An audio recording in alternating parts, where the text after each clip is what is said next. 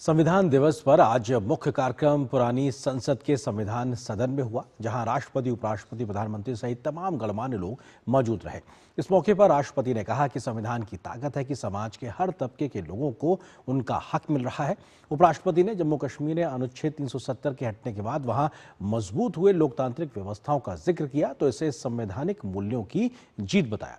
संविधान दिवस के मौके पर राष्ट्रपति ने आज 9 भाषाओं में संविधान की डिजिटल प्रतियों का लोकार्पण किया तो सभी को संविधान की शपथ भी दिलाई। संविधान दिवस के मौके पर राष्ट्रपति द्रौपदी मुर्मू ने संविधान सदन के केंद्रीय कक्ष में राष्ट्रीय समारोह की अध्यक्षता की।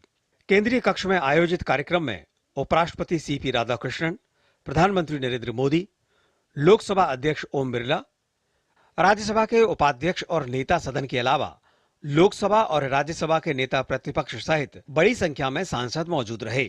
इस अवसर पर राष्ट्र को संबोधित करते हुए राष्ट्रपति द्रौपदी मुर्मू ने कहा कि बाबा साहेब डॉक्टर भीमराव अंबेडकर हमारे संविधान के प्रमुख निर्माता थे। उनकी 125वीं जयंती के वर्ष में 26 नवंबर 2015 में प्रतिवर्ष संविधान दिवस के रूप में मनाने का निर्णय लिया गया, जो हमारे संविधान के प्रति हमारी प्रतिबद्धता को दिखाता है। राष्ट्रपति ने महिला सशक्तिकरण का जिक्र करते हुए कहा कि हमारे सशक्त संविधान के कारण महिला सशक्तिकरण को मजबूती मिल रही है। महिलाओं की ताकत पंचायत से संसद तक बढ़ी है। हमारे मजबूत संविधान की बदौलत राजनीतिक चिंतन की क्षमता भी विकसित हुई है। नारी शक्ति बंधन अधिनियम द्वारा वुमेन लीड डेवलपमेंट के एक नए युग आरंभ होगा। नारी शक्ति अर्थात मातृशक्ति के बंधन का हमारे संस्कृति में अत्यंत महत्वपूर्ण स्थान रहा है। इस वर्ष 7 नवंबर से हमारा राष्ट्रगीत वंदे मातरम की रचना के 150 वर्षों पूरी होने के उपलक्ष्य में देशव्यापी स्मरण उत्सव मनाया जा रहा है। ये स्मरण उत्सव भारत माता को समृद्ध, सशक्त और आत्मनिर्भर बनाने का संकल्प का अवसर है। केंद्रीय कक्ष में आयोजित कार्यक्रम को उपराष्ट्रपति ने भी संबोधित किया। इस अवसर पर जम्मू कश्मीर का जिक्र करते हुए उपराष्ट्रपति ने कहा कि अनुच्छेद 370 के निरस्त होने के बाद 2024 में जम्मू कश्मीर के चुनावों में बड़ी संख्या में मतदाताओं ने मतदान किया। इससे भारतीय लोकतंत्र विश्व भर में प्रसिद्ध हुआ।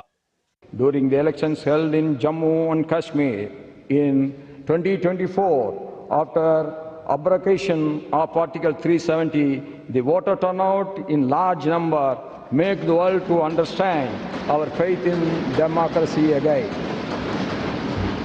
In the recently held Bihar elections, voter turnout, particularly that of women in large numbers, has added another precious diamond in the crown of our Mother Bharat democracy.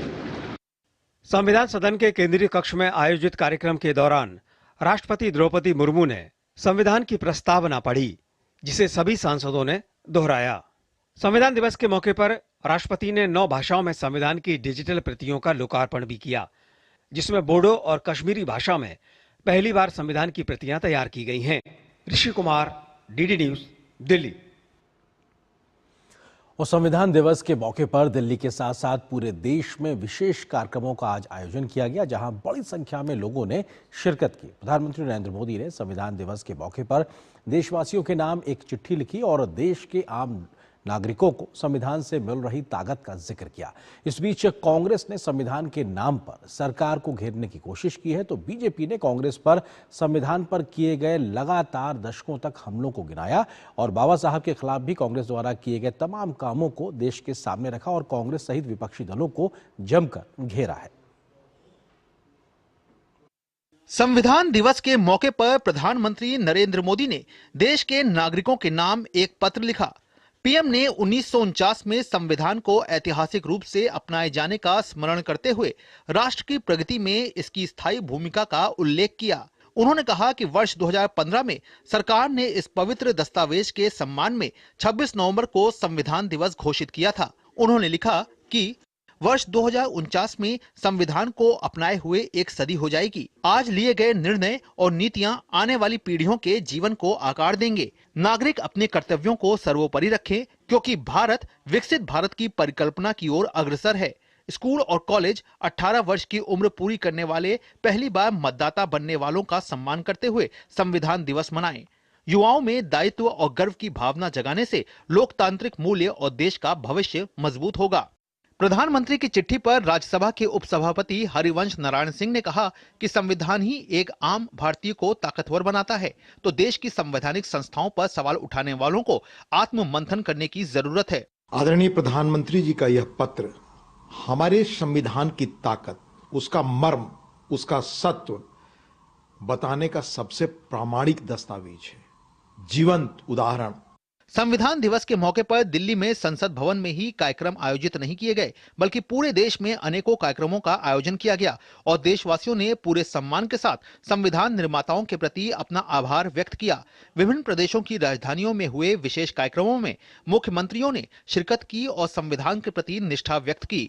जब आप लोकतंत्र की बात करते हैं, मताधिकार की बात करते हैं, तो दुनिया के अंदर आधुनिक लोकतंत्रवादी उन्होंने अपने कुछ ही तबके को मत देने का अधिकार दिया था, लेकिन भारत ने पहले दिन से ही वयस्क मतदाता को मत देने का अधिकार भारत के संविधान ने भारत के प्रत्येक नागरिक को प्रदान किया। विश्व में आज सबसे बड़े लोकतंत्र का आधार है ऐसा हमारा भारतीय संविधान।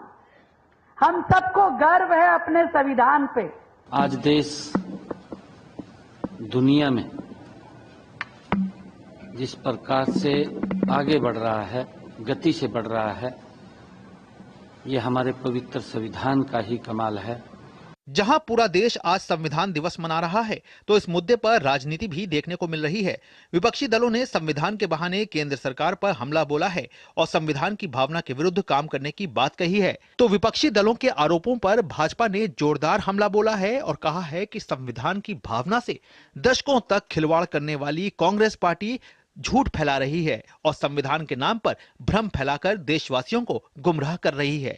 मनुस्मृति की प्रशंसा करने वाले और संविधान के जगह मनुस्मृति के कानून को लाना चाहिए और वो देश के लिए अच्छा है कहते थे।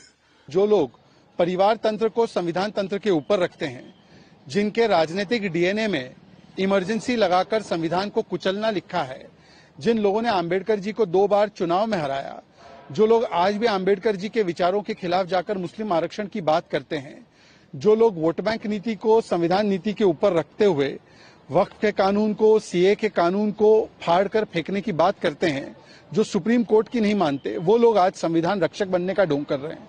संविधान के नाम पर छिड़ी राजनीतिक बयानबाजी के बाद विपक्षी दल खासकर कांग्रेस पार्टी अपने ट्रैक रिकॉर्ड के चलते घिरती नजर आ रही है। Bureau report, DD news.